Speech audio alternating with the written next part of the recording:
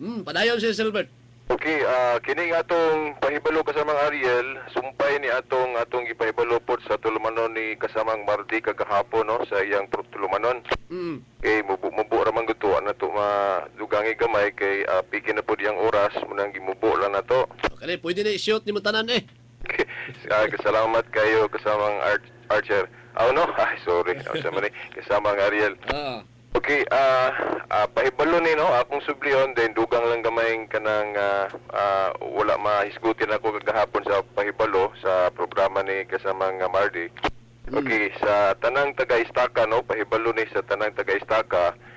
Pero dili lang diay taga-Istaka ang giawhag ani no. Welcome ang tanan no sa usa ka ginahimong Bible exposition matag Miyerkules sa kapilya sa Istaka no. Diri sa luyog sa Cathedral na Rizal Avenue man na dito dapit tumoy nga duol na Istulay na diha ang atong kapilya sa Istaka nga gitawag og kapilya sa San Miguel no, Arcangel. Okay, matag Miyerkules do na tay ginahimong Bible exposition no, alas 7:30 sa gabi no, magsugod paingon na gyud na alas 9 no. O giawhag ang tanan dili lang kay mga Katoliko, pwede dili Katoliko mo apil, pwede pod sa gikan sa laing barangay no. Welcome na siya sa tanan. Then ang format ani exposition, then pwede din mo dawat og kanang question and answer or a sort of open forum. Well, ang katuyuan ani subliyon ako tong gihisgutan ako kagahapon sa programa ni kasamang Mardi.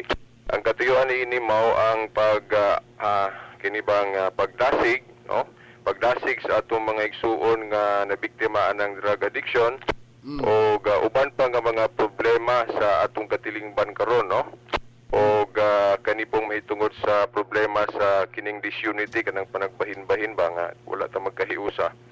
O hisgutan po na nga aron mahiusa ta para malikayan nato ng divisions no, panagbahin-bahin.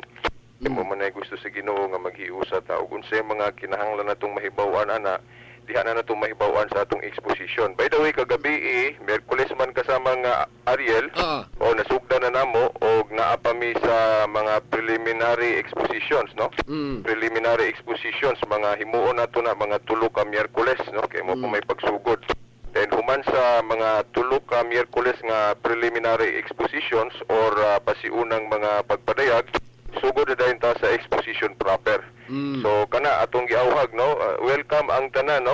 Salamat ko gabi kay naagali dili taga-Istaka ni apil no. Nay taga Ricayas o nay sa uban pong may Central Barangay ba to.